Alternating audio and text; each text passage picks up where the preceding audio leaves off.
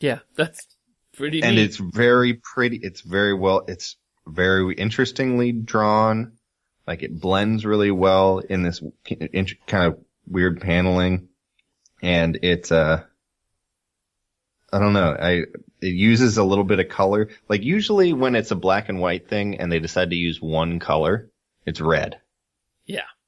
But I like that it's green. Yeah, and it is cute because here she is, like wading up to this, and it's still, she's looking into this giant eye that is her mom's eye, and this fleck of green gets bigger and bigger, and then when we see her again, she's napping underneath this gigantic tree. It's beautiful. Looks like a Douglas fir. Douglas fir tree. It's awesome. Yeah. I like that. But now we've met Karen. Mm-hmm. We have a bunch more characters to meet inside of this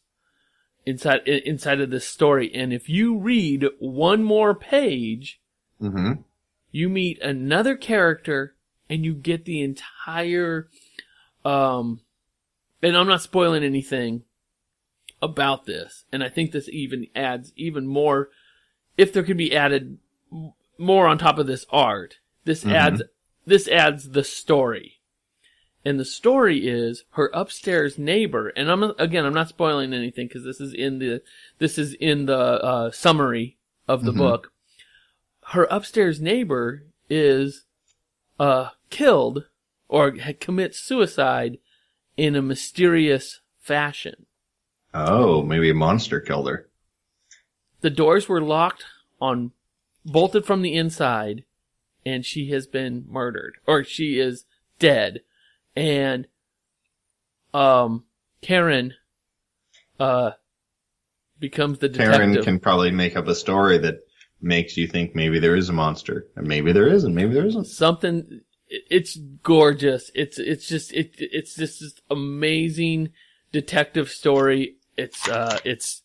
She suspects foul play, and she and is it all a detective story? Like, does it all blend, or is it just the next issue's a detective story? No, the overall arc thus far, half the book has been this detective story, her upstairs neighbor's backstory, her brother's backstory, her mom's story. We meet a lot of characters. She makes friends. What kind of monsters? We had Wolfman. Her best friend, whose name I forget now. I think her name is Stacy, likes Dracula. Dracula, all right. It's cute. It's great stuff. Oh, there's a no, I'm not gonna say anymore. It's just no spoilers, discover this for yourself. This is just such a fun read. I'm having a blast with it, and me too. Absolutely free on Comixology. Which would be better. And so the entirety of this is on Comixology, but if you have the means or just like, I was super excited because every week on Wednesday I have a comic book club, and another guy in the club showed up and he had his own hard copy of this, and nice. we were both gushing. So yeah, it is a great looking hard copy book. It's heavy though. It might be a little too much to sit on the couch and read. You need a table. All right, good to know. All right, so this was a fun one, Jay. Yeah. James, did we find your next favorite comic? Yes. Oh my goodness. Number one. Number one. My favorite thing is monsters. My favorite thing is monsters. I think this is going to do very well on the oneies. Yeah. All right, so good. I rated it as number one, so that's a great start. Yeah, it's right up there with me too. I'm just like, this is the best thing I've read in such a long time. Yeah. All right, so that was my favorite thing is monsters. Everybody's going to come back next week because we're going to be reading something from one of James's favorite authors. Ooh. This is written by Jonathan Hickman. Oh, nice. I like Jonathan Hickman. With art. He's one of my favorite authors. With art by Nick Dracata. It was published by Image Comics in 2013. It is East of West. East of West. Free on Comixology. Lots of volumes of this are also free on Comixology, and it's the four horsemen of the apocalypse story. Oh, interesting. Modern take in a apocalyptic story. Interesting. And it is so pretty to look at, and we're gonna have a good discussion. He teams up with great art. Like he seems to match. Like he seems to know how to get an artist to match his style. Oh, I would agree. And we're gonna like it still look. It's weird that it can look like his stuff, even though he's not the artist.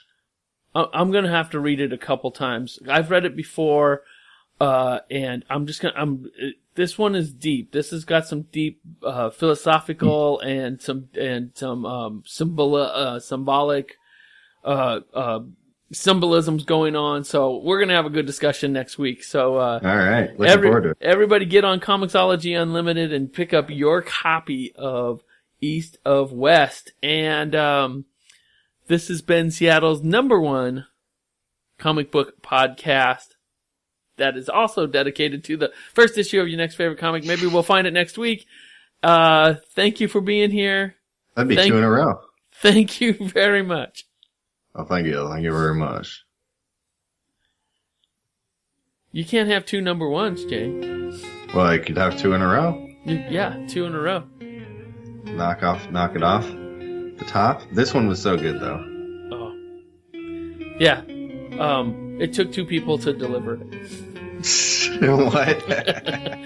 No, it is like, you can't read it in, I couldn't, I've been reading it every night for like the last week. Nice. And I'm not finished with it yet. It's a comic book. You should be able to finish a comic book in a week. Yeah, probably. Yeah, once you a can week. do it, Larry. I believe in you. Well, I'll get through it. I'll tell you. Well, you're going to finish it. No hurry. You're going to finish hurry. it too, because it's free on Comixology, right? Why not? All right. Of course, it's my favorite. All right. See you later, man. See you later, Larry. Bye.